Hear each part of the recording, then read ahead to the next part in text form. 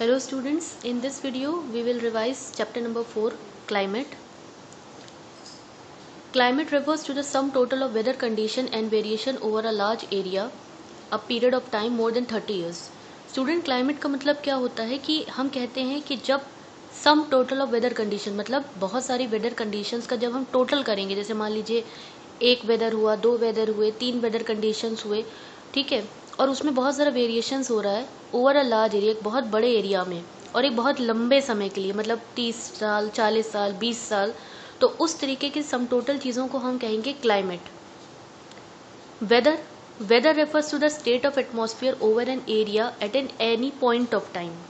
तो वेदर का मतलब ये हुआ कि हम एक पॉइंट ऑफ टाइम की बात कर रहे हैं. Refers to the state of atmosphere over a point of time, मतलब अब आज हम कह सकते हैं वेदर क्या है, रेनी है.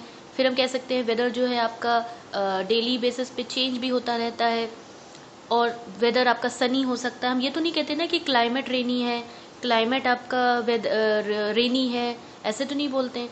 तो क्लाइमेट और वेदर में अंतर है. क्लाइमेट का मतलब हो गया कि वेदर कंडीशंस, अलग अलग वेदर कंडीशन हो सकती हैं. मतलब ये हो सकता है कि वेदर कंडीशन 1 जो हो आपकी वो रेनी है, वेदर 2 कंडीशन हो सकता है वो आपकी फिर रेनी है, फिर वेदर 3 कंडीशन हो सकता है सनी हो, फिर वेदर 4 कंडीशन आपकी रेनी हो. तो ये एक लंबे समय तक हम इसको जज करते हैं, एक 10 साल, 20 साल, 30 साल, और तब हम उस सम टोटल को क्या कहते हैं कि क्लाइमेट कैसा है वहाँ का, उस एरिया का, हम उस पर जनरलाइज व्यू देते हैं. लेकिन अगर हम वेदर को बात कर रहे हैं तो वेदर का मतलब है वेदर आपका मंथली भी चेंज हो सकता है, डेली भी चेंज हो सकता है, या बहुत 2 दिन में भी चेंज हो सकता है. हम कह सकते हैं 2 दिन, it is raining from the 2 day, मतलब 2 दिन से बारिश हो रही है, तो हम वेदर की बात कर रहे हैं. Element of weather and climate are the same. Weather और एलिमेंट के, अगर हम एलिमेंट्स की बात करें उसमें फ़र्क कौन डालता है, तो उसके एलिमेंट सेम ही होंगे. जैसे टेम्परेचर, तापमान, एटमॉस्फेरिक प्रेशर हो गया, विंड हवाएं हो गई, ह्यूमिडिटी हो गई, ठीक है, पर्सिपिटेशन हो गया, मतलब वाटर वेपर्स हो गए. You have observe that the weather condition fluctuate very often even within a day. अगर आप ध्यान दीजिए स्टूडेंट्स, तो वेदर कंडीशन जो होती हैं वो एक दिन में भी चेंज हो जाती हैं. जैसे कि देखिए, सुबह अगर आपका मौसम अच्छा है, हो सकता है शाम तक होते होते बारिश होने लगे. But there is a some common pattern over a few weeks और मंथ. लेकिन हम एक कॉमन पैटर्न देखेंगे वेदर में, कुछ वीक्स तक, कुछ हफ्तों तक, या कुछ महीनों तक. डे आर कूल्स और हॉट, दिन गर्म हो सकते हैं या ठंडे हो सकते हैं कुछ दिन तक, या फिर विंडी, बहुत हवाएं चल रही हैं कुछ दिन तक, या काम, बिल्कुल शांत.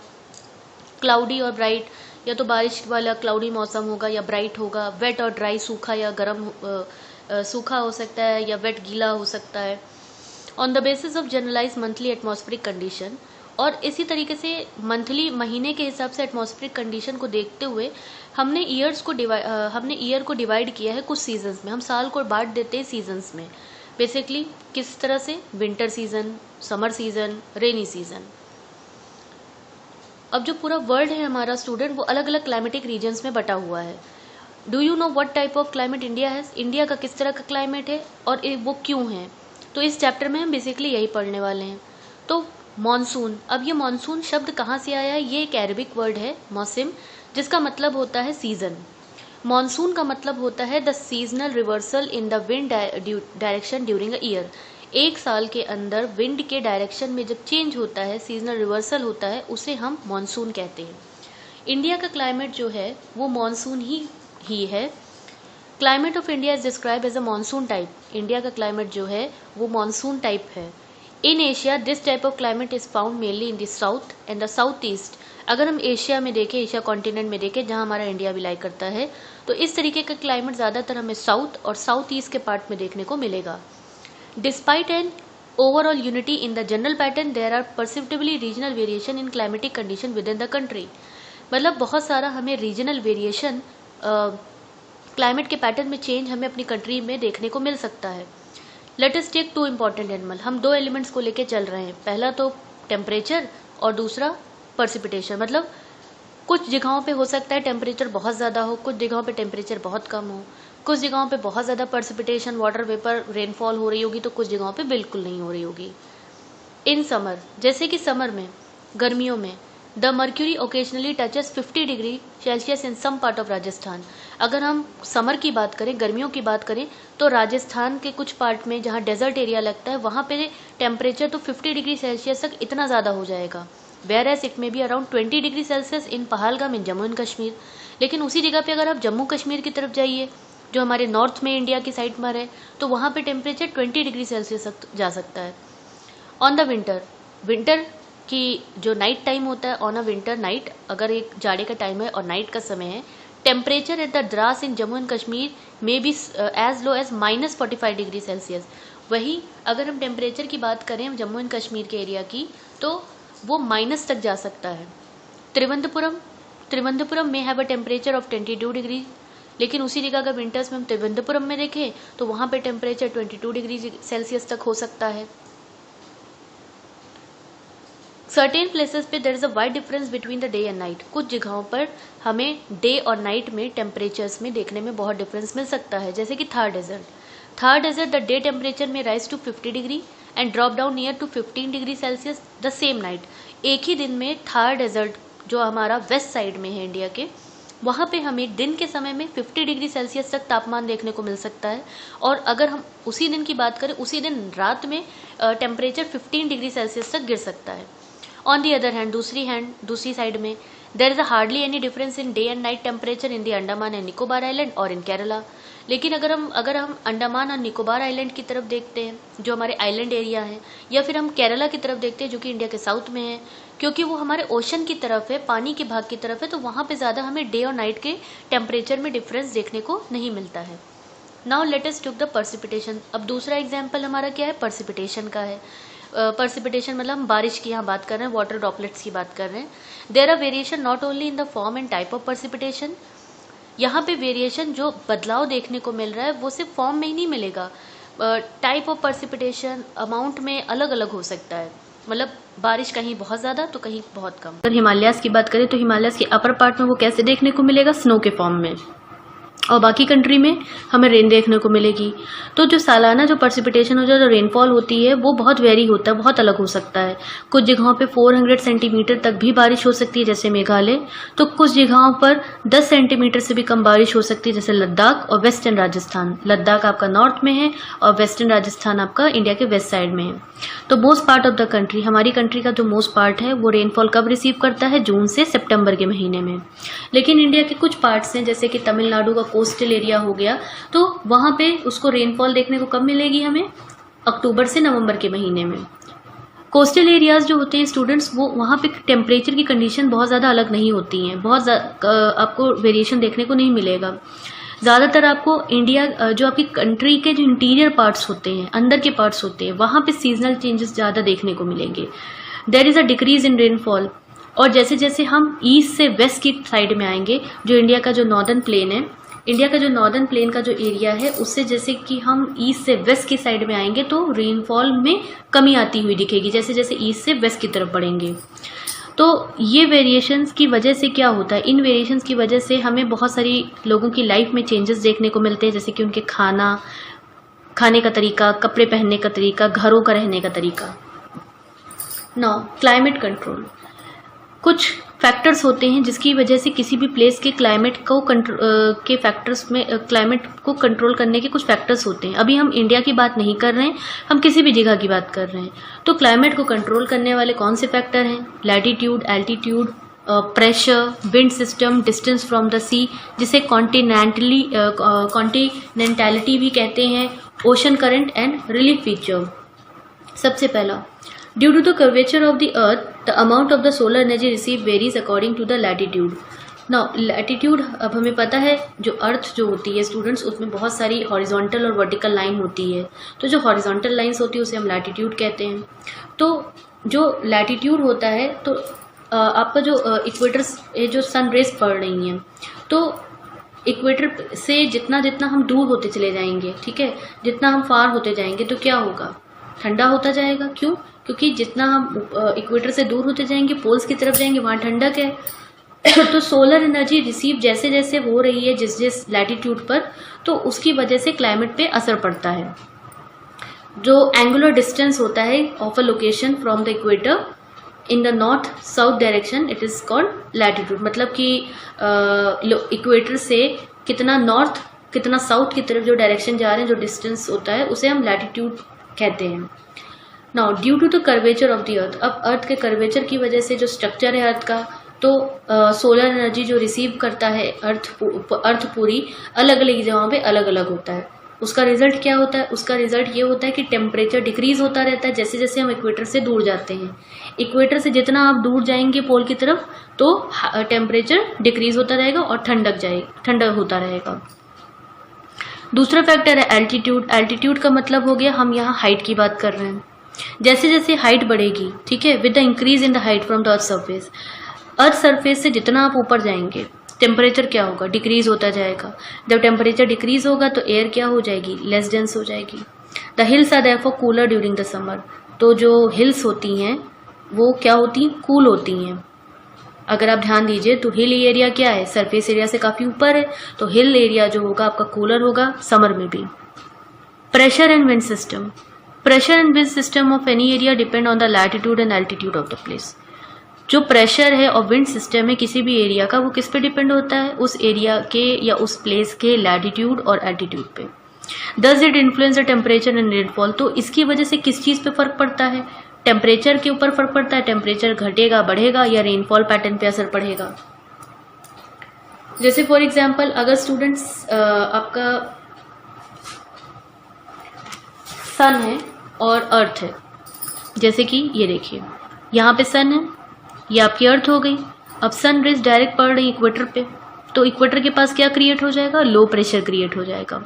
और जो ऊपर वाला एरिया है वहां पे क्या हो जाएगा? हाई प्रेशर क्रिएट हो जाएगा, क्योंकि सन रेज डायरेक्ट फॉल कर रही हैं, तो इसीलिए इस एरिया पे लो प्रेशर क्रिएट हो रहा है। और जो एरिया में आपका सन रेज डायरेक्ट नहीं पड़ रही हैं, तो वहां पे प्रेशर कैसा होगा? हाई प्रेशर होगा, क्योंकि डायरेक्ट सन रेज वहां पे नहीं पहुंच पा रही हैं।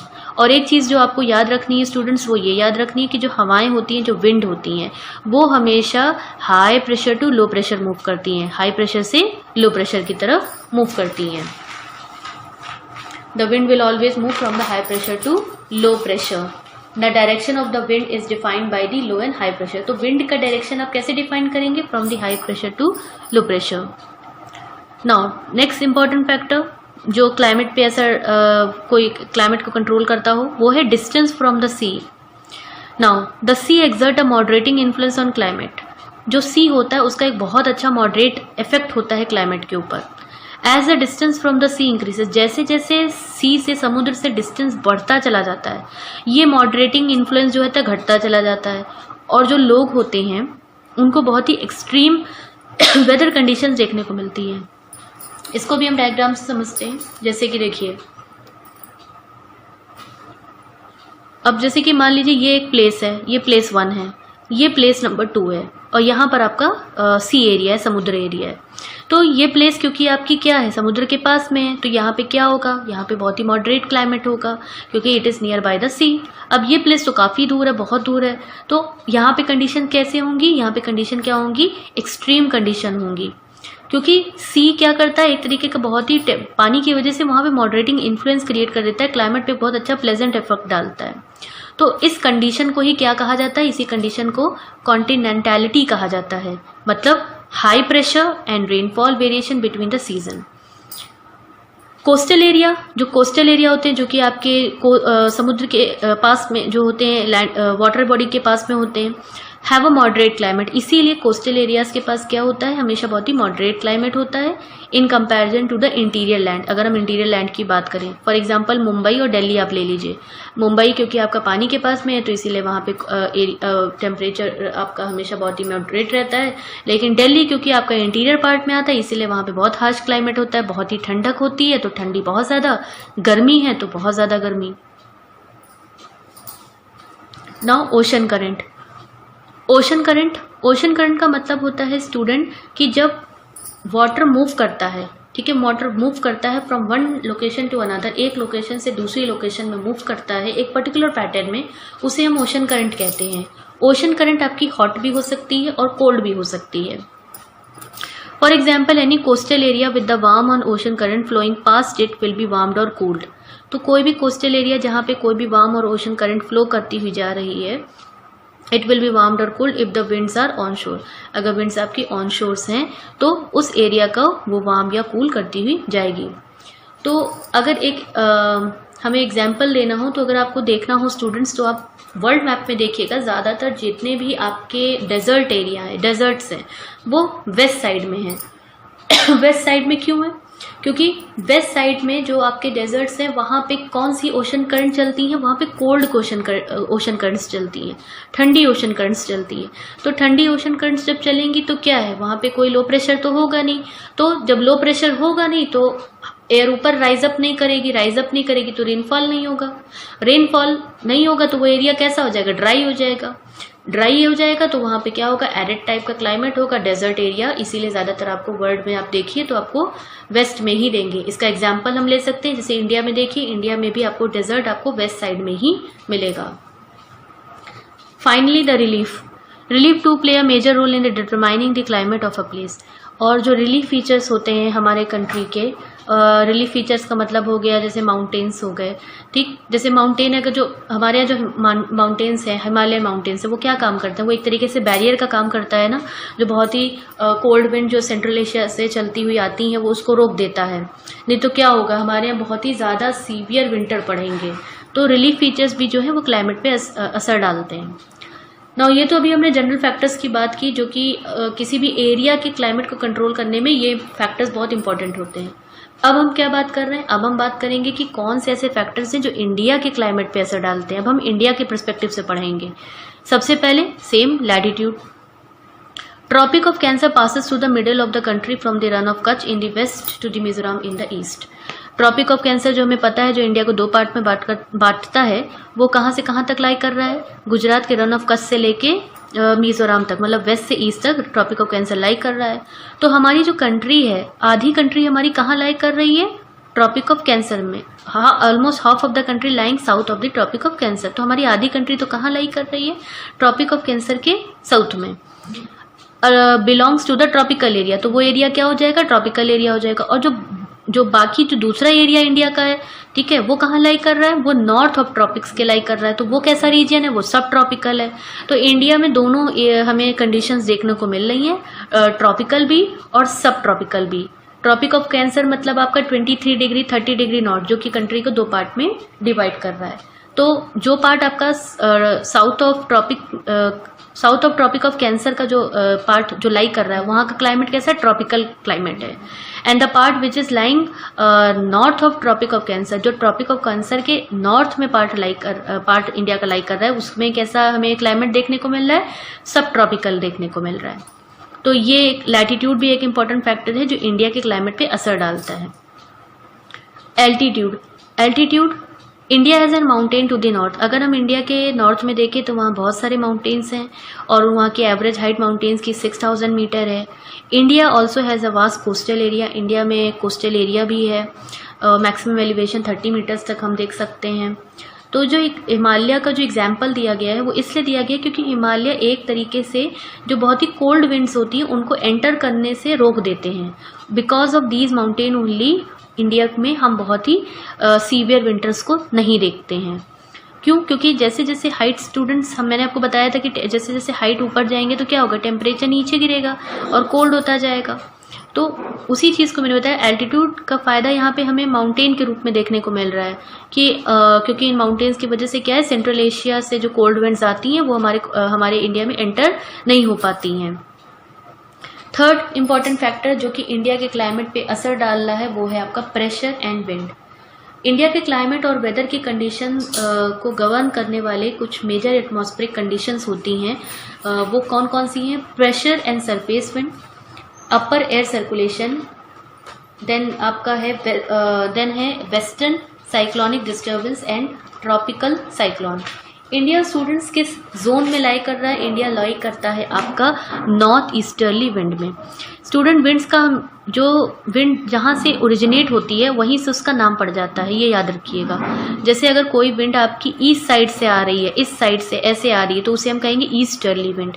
अगर कोई विंड आपकी नॉर्थ से इधर से आ रही है तो उसे हम कहेंगे नॉर्थ विंड। अगर नॉर्थ और ईस्ट से आ रही है तो नॉर्थ ईस्ट विंड। तो जिस डायरेक्शन से विंड आ रही है उसी पे उस एरिया का नाम, उस विंड का नाम पड़ जाता है। तो इंडिया किस रीजन में लाई कर रहा है? नॉर्थ ईस्टर्ली विंड में लाई करता है। तो ये जो विंड ओरिजिनेट होती है ये कहाँ से ओरिजिनेट हो रही है? ये जो हवाएं चल रही हैं जो ओरिजिनेट हो रही हैं वो आपकी subtropical high pressure belt of northern, subtropical high pressure belt of the northern hemisphere, northern hemisphere के सब ट्रॉपिकल रीजन से ये हवाएं ब्लो कर रही हैं। सब ट्रॉपिकल की बात हम कर रहे हैं, मतलब ट्रॉपिक ऑफ कैंसर के ऊपर की बात हो रही है, ट्रॉपिक ऑफ कैंसर के ऊपर की बात हो रही है, तो इसीलिए इसको क्या गया? सब ट्रॉपिकल। और नदर्न हेमिस्फीयर मतलब ये नदर्न, आपका ये नदर्न हेमिस्फीयर है, ये सदर्न हेमिस्फीयर है। ट्रॉपिक ऑफ कैंसर का ऊपर का पार्ट है तो सब ट्रॉपिकल, इसीलिए क्या कहा जा रहा है? सब ट्रॉपिकल। और नॉर्थ हेमिस्फीयर से है तो नदर्न हेमिस्फीयर। तो इंडिया किस एरिया में लाई कर रहा है वर्ल्ड में? अगर हम देख रहे हैं विंड में, तो नॉर्थ ईस्टर्ली विंड में इंडिया लाई कर रहा है। Now they blow south. अब ये विंड क्या होती है? साउथ में ब्लो कर रही है, साउथ की तरफ ब्लो करते हुए जा रही हैं।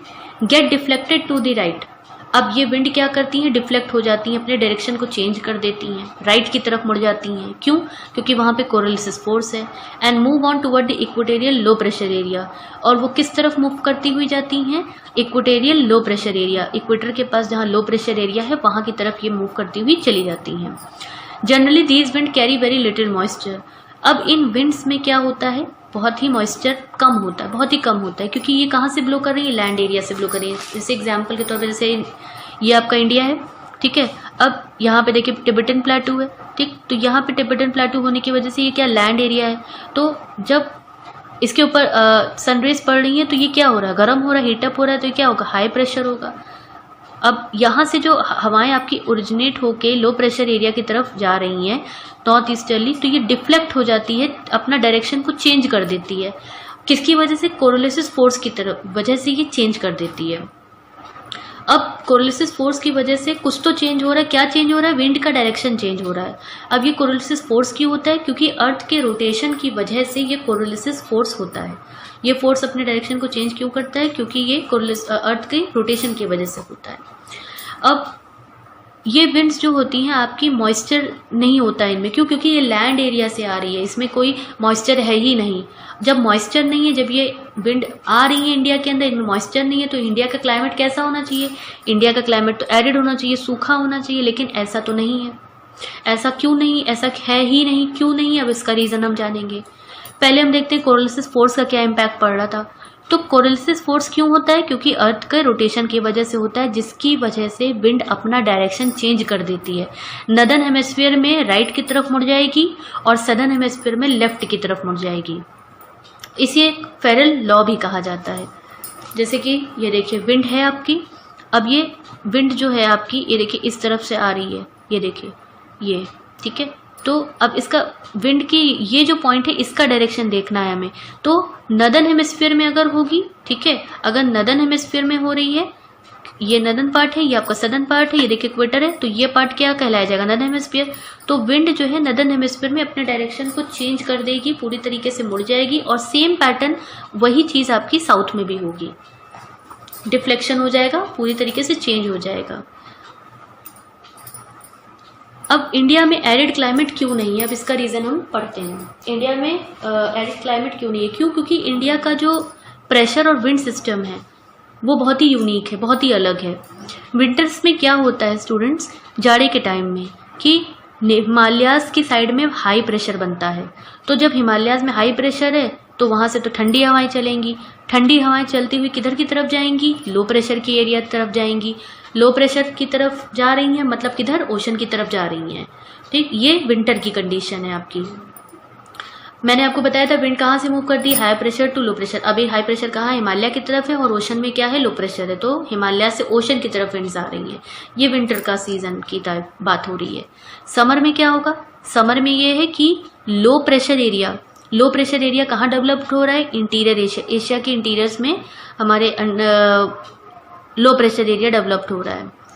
साथ ही साथ अब this causes a complete reversal of direction of wind during the summer. Summer में क्या होता है? पूरी तरीके से विंड के डायरेक्शन का रिवर्सल हो जाता है, चेंज हो जाता है। एयर अब कहाँ से कहाँ मूव करेगी? अब एयर जो है आपकी हाई प्रेशर एरिया, मतलब ओशन से लेके लैंड की तरफ मूव करेगी। तो जब ओशन से एयर मूव करेगी तो उसमें क्या होगा, मॉइस्चर होगा। मॉइस्चर जब होगा तो वो क्या कैरी करके लेके जा रही होगी, बहुत सारा मॉइस्चर लेके जाएगी। अब जब वो मॉइस्चर लेके जाएगी तो साउथ की तरफ से जा रही है, ओशन की तरफ से जा रही है और साउथ वेस्ट के डायरेक्शन से जा रही है, इसीलिए साउथ वेस्ट मानसून विंड इसको नाम दिया जाता है। जब मॉइस्चर लेके जा रही है तो क्या होगा, इंटीरियर पार्ट में जब जाएगी तो क्या होगा, बारिश होगी। तो इसीलिए इसे हम कहते हैं south west monsoon wind. Thank you.